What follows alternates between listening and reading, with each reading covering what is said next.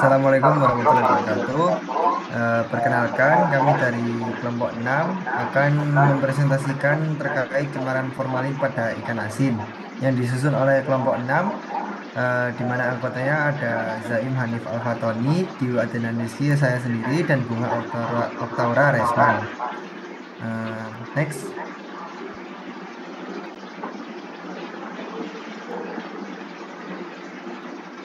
Nah, untuk yang pertama ini ada identifikasi senyawa, di mana formalin itu merupakan senyawa kimia yang terdiri dari hidrogen, oksigen, dan juga karbon, dengan struktur senyawa CH2O.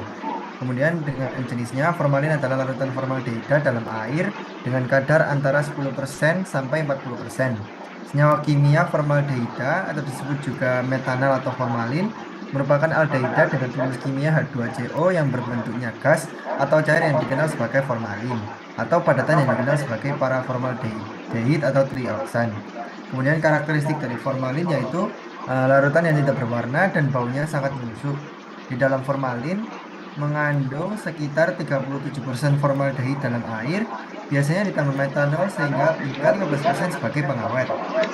Kemudian ada fungsi senyawa dari formalin sendiri dalam konsentrasi yang sangat kecil yaitu kurang dari 1% dapat digunakan sebagai pengawet untuk berbagai bahan non-pangan seperti pembersih rumah tangga, pelembut, lilin, dan karpet. Kemudian kegunaan formalin lainnya adalah obat membasmi hama untuk membunuh virus, bakteri, jamur, dan benalu yang efektif pada konsentrasi tinggi, bahan peledak, dan sebagainya.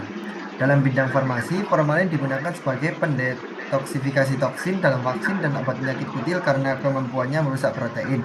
Namun, dalam presentasi kami kali ini akan menjelaskan tentang penggunaan formalin pada makanan yang dilarang penggunaannya. Next.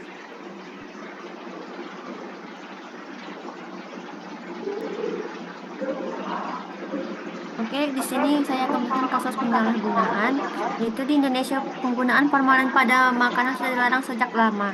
Larangan ini berdasarkan Peraturan Menteri Kesehatan Nom- Nomor 33 Tahun 2012, Perka BPOM Nomor 11 Tahun 2019, dan Perka BPOM Nomor 9 Tahun 2020.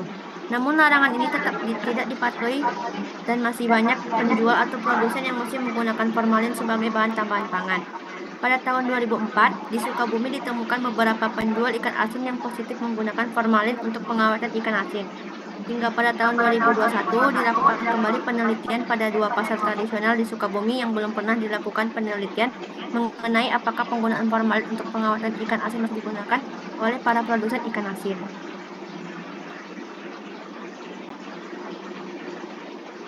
Ciri-ciri makanan mengandung formalin yaitu ada 5, yaitu yang pertama, ikan dapat tahan hingga lebih dari 1 bulan pada suhu kamar. Yang kedua, ikan terlihat lebih bersih dan cerah. Yang ketiga, ikan berbau netral. Yang keempat, pada bagian luar tekstur ikan terlihat lebih keras dan bagian dalamnya basah. Yang terakhir, yaitu ikan tidak dikerubungi lalat. Untuk metode analisis ini kita menggunakan KIT. Langkah pertama yaitu sampel dicincang, kemudian dimasukkan 10 gram sampel ke dalam beker gas 50 ml dan direndam dengan Aquades. Setelah itu, sampelnya diambil sebanyak 1 ml dan dimasukkan ke dalam tabung reaksi dan ditambah reagen 1, dikocok dan ditambah lagi reagen 2. Lalu diamati perubahannya. Apabila terbentuk warna ungu hingga ungu pekat, maka sampel tersebut positif mengandung formalin.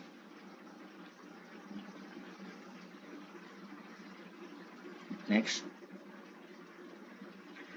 Uji sederhana yang biasanya dilakukan masyarakat untuk mendeteksi kemungkinan adanya formalin, yaitu uji fisik, uji air, uji nyala api, dan uji kunyit. Uji fisik ini dengan cara ikan asin biasanya lebih terlihat kaku dan putih dan berbau amis dan tidak berbau amis. Teksturnya lebih kenyal dan tidak mudah hancur. Untuk uji air ini direndam ikan asin dalam air hangat. Setelah itu jika air rendamannya jernih, kemungkinan mengandung formalin. Pada uji nyala api ini bakar sedikit, lalu jika ada formalin api akan berwarna biru dan baunya menyengat. Pada uji kunyit ini dioleskan parutan kunyit pada ikan dan jika warnanya berubah menjadi merah bata, kemungkinan mengandung formalin.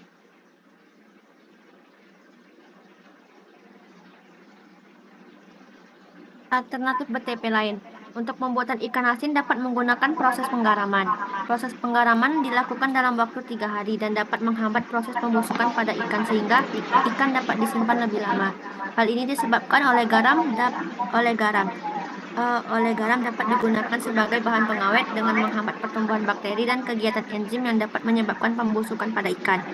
Walaupun formalin juga dapat mengawetkan ikan asin dengan waktu yang cepat, yaitu membutuhkan waktu setengah hari. Namun, kandungan formalin sangat berbahaya bagi tubuh dan tidak layak dikonsumsi oleh tubuh.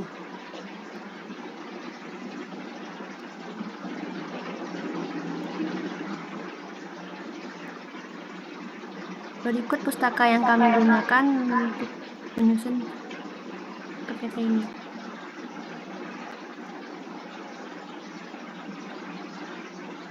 Baik, sekian presentasi dari kami. Mohon maaf bila ada salah kata.